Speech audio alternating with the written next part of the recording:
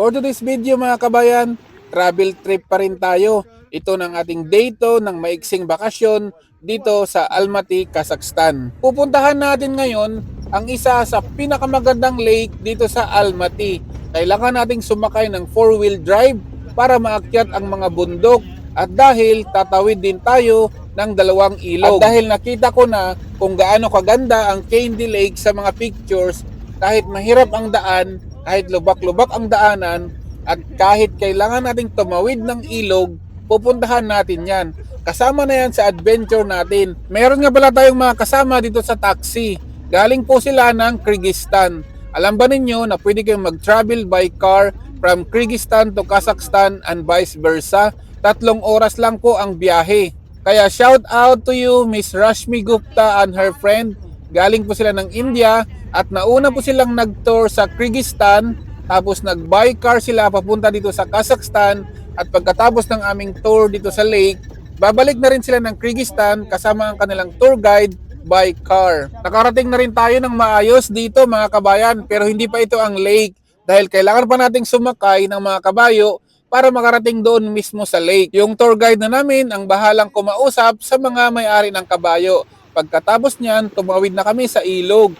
Ang lamig ng tubig, tumatalsik sa paa ko. Bali 5 kabayo pala kami dito, nauna yung guide. Doon ko na pinasakay si Zeddy para mas safe dahil kabisado niya yung kabayo at yung daan. Tapos tinali na lang yung mga kabayo namin para sumunod sa kanya. Kung kayo naman ay nag-aalangan na sumakay ng kabayo, pwede naman kayong mag-taxi. Pero hindi pa kayo makakarating agad doon sa lake. Kailangan pa ninyong maglakad. At ang mahirap doon yung paakyat pabalik. Para sa akin, okay naman itong pagsakay ng kabayo dahil dahan-dahan naman ang lakad ng mga kabayo. Yun nga lang, minsan itong sinasakyan ko gustong mauna. At saka dito sa kanan namin ay bangin na yan. May mga nakasalubong din pala tayo na kasama ang kanilang mga baby. Nakarating na tayo dito sa intuan ng mga kabayo pero kailangan pa nating maglakad papunta doon sa lake. Umuulan na pala ngayon mga kabayan. Buti na lang at hindi masyadong malakas ang ulan. Wala pa naman kaming dalang mga raincoat. Nakikita ko na yung lake mga kabayan. Ayan no. Siyempre si Mrs. kailangan nating sunduin yan dahil madulas ang bridge for the safety. Pagkatapos nating tumawid sa tulay, kailangan ulit natin maglakad. Medyo malayo-layo pa to at lumalakas na ang ulan. Pero nakaka-amaze ang lugar na to. Napakasariwa ng hangin, ang daming puno.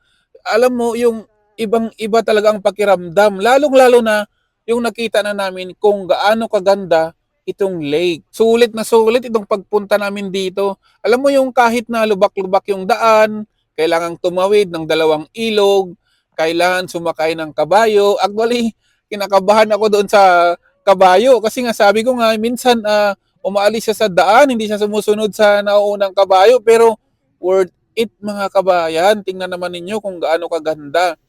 Nagstay nga pala kami dito ng mga 2 oras para ma-enjoy namin ang view. Mayroon ding mga wild duck. Iba talaga ito pag makita mo siya in person. Napakaganda, tahimik ang lugar, malinis, wala kang makitang mga basura. At syempre, maraming tao. Kaya yung spot para magkaroon ng magandang picture ay pila-pila. Iba't iba ang mga tourist na nandito. Nakita ko mga kabayan, may mga Chinese, Russian, tapos may mga local tourists din. At wala akong nakitang Pinoy, wala kami nakasabay ng mga Pilipino. Kami lang yata ang Pilipino dito pero napakaganda mga kabayan.